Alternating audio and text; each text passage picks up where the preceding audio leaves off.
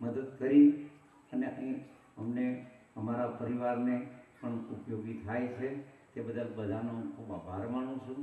બીજું, માણસામાં મનુબાપા સવારથી સાંજ જે ભક્તો આવતા એમને સત્સંગનો લાભ આપતા, એમાંના એક વિજયભાઈ શાહ કોલેજમાં ભણતા હતા ત્યારથી મનુબાપાના સત્સંગનો ખૂબ લાભ લીધો.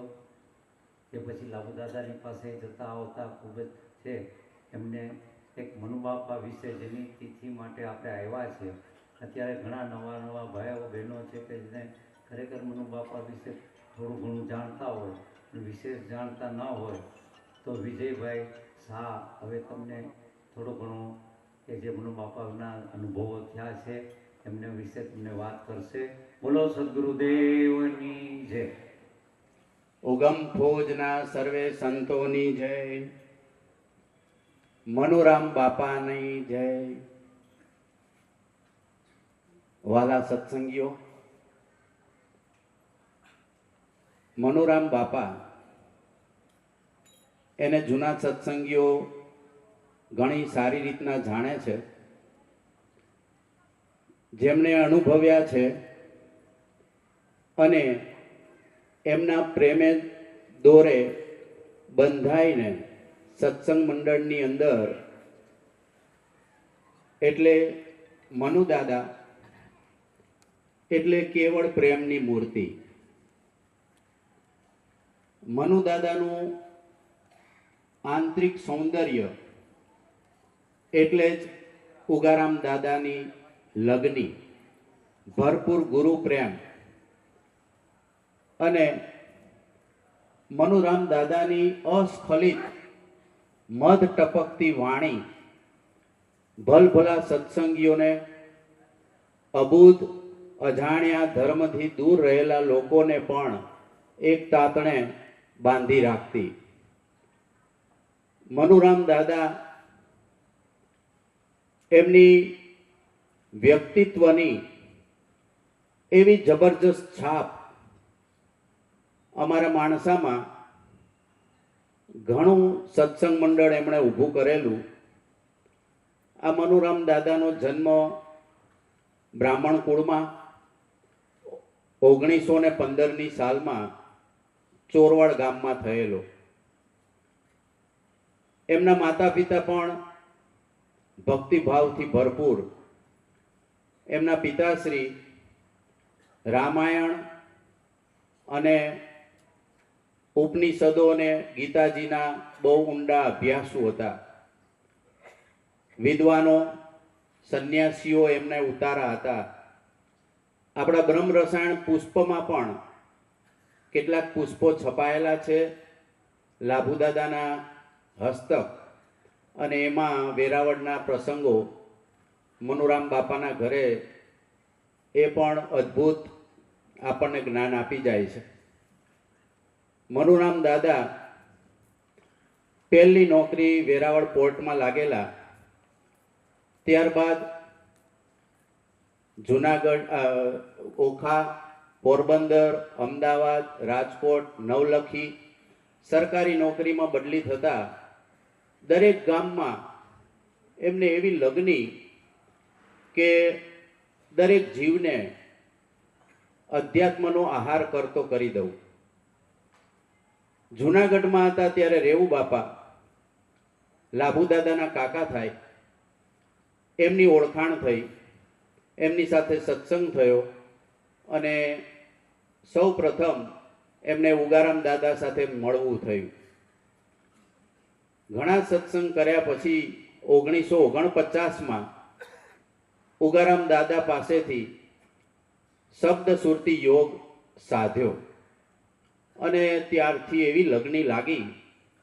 અંતરખોજ કરતા કરતા કરતા ગુરુ પ્રેમની લહેર જાગી અને પછી તો જે એમને અનુભવો થયા ત્યારથી એમ જ થયું કે મને જે આનંદ આવે છે એ કેમ કરીને બીજાને પાવું.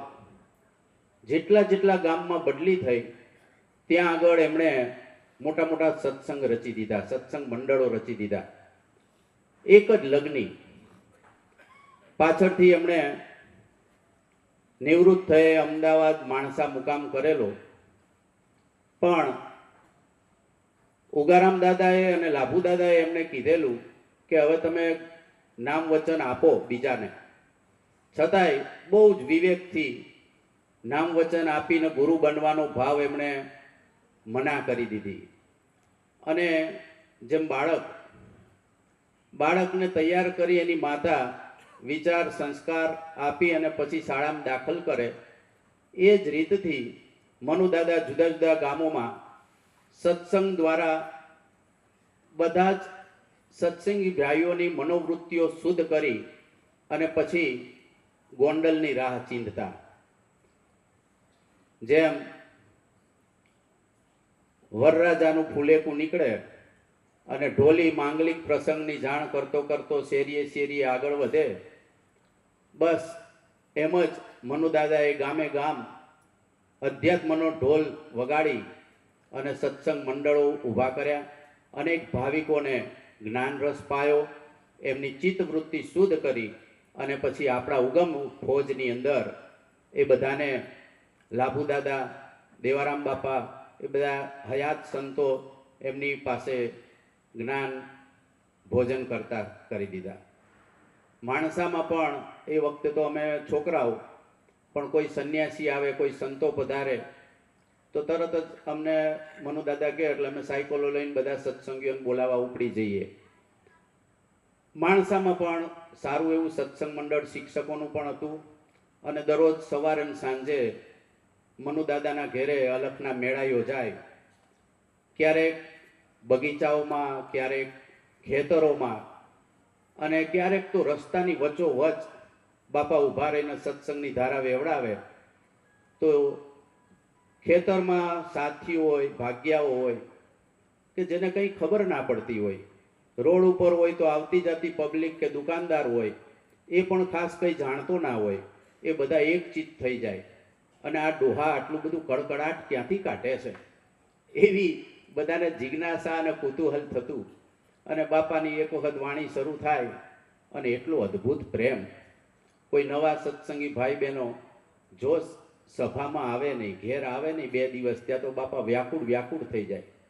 અને અમારા જેવા છોકરા હોય તો હાથ પકડીને લઈ જાય ઘેર એમના, અથવા તો અમે ના ઉપલબ્ધ હોઈએ તો એકલા લાકડી લઈને ડગુમગુ ચાલે, પૂછતા પેલા સત્સંગીનું ઘર ગોતી કાઢે અને ન્યા જઈને ભાઈને એની અંદર જે કંઈ ઉત્તમ ગુણ હોય એ ગુણની ચર્ચા કરીને ન્યાન સત્સંગની જમાવટ કરી દે. એ તો આપણે બધાને સદગુરુની કૃપા છે એટલે આ માર્ગ સમજાણો છે. બાકી વિચાર કરો, જે લોકો પથ્થરની અંદર ભગવાન શોધી રહ્યા હોય એને આ જ્ઞાન આપવું, એને સમજાવવું એ બહુ જ કઠિન વાત છે. એમાં મનુદાદાએ આ જુદા જુદા ગામોમાં જે સત્સંગના મંડળો ઊભા કર્યા, અનેક લોકોને બ્રહ્મ ભોજન કરતા કરી દીધા, એ કાબિલે તારીફ કહેવાય. અને આપણે પરચાની વાત તો કરતા નથી, પણ છતાં એક વાતનો ઉલ્લેખ કરીશ કે મનુરામ દાદા દેહ વિલય થયો એમનો અમદાવાદ, ત્યારે ભર ઉનાળો હતો. ભર બપોરે વીજળીનો એવડો મોટો કડાકો થયો કે અમદાવાદમાં દૂર દૂર સુધી સંભળાણો. બીજી વસ્તુ કે અમદાવાદના ભાઈઓએ મનુદાદાની પાછલી અવસ્થામાં એટલો બધો લાભ લૂંટ્યો છે. એમણે મનુદાદાને ખરેખર કહીએ તો પૂરેપૂરા જાણ્યા અને માણ્યા છે. એ સિવાય મનુદાદાની અંતિમ યાત્રા એ પણ આ ભાઈઓએ અદ્ભુત રીતના શણગારી, ખુલ્લા ટ્રેક્ટરમાં દર્શન આપતા આગળ રાસ ગરબા ભજનોની જમાવટ બોલાવતા અને રસ્તામાં કોઈ સત્સંગી ભાઈઓ આવે, ઘર આવે એમના, તો ફૂલહાર કરતા આરતી કરતા વિદાય આપેલી એમને.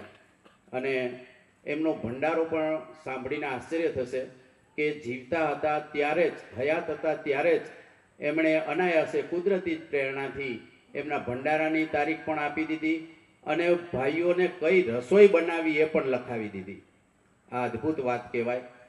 જેણે જીવન આખું જે રીતનું જીવ્યું છે એની અંતિમ પળો પણ અદ્ભુત જ હોય છે.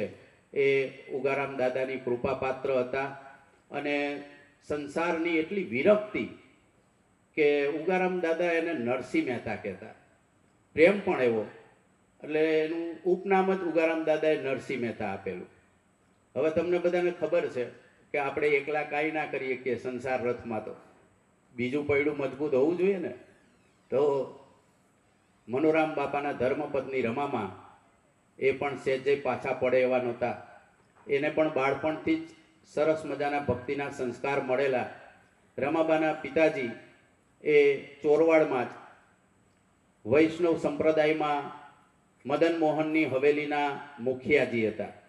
અને એવી કે છે એ વખતે એ જૂના બધા માણસો દ્વારા સાંભળેલું કે એવી અદ્ભુત અને ભાવપ્રેમપૂર્વક મદન મોહનની સેવા કરતા કે ગામ લોકો પણ આશ્ચર્યચકિત થઈ જતા, અને એ આખી એમનો ભાવ મદન મોહનની મૂર્તિમાં નીતરતો દેખાતો.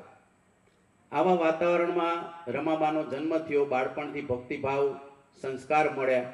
એ જૂના જમાનામાં રમાબા 6ઠ્ઠી ધોરણ સુધી ભણ્યા કે એ વખતે શિક્ષક બની શકાતું હતું આટલા ધોરણમાં.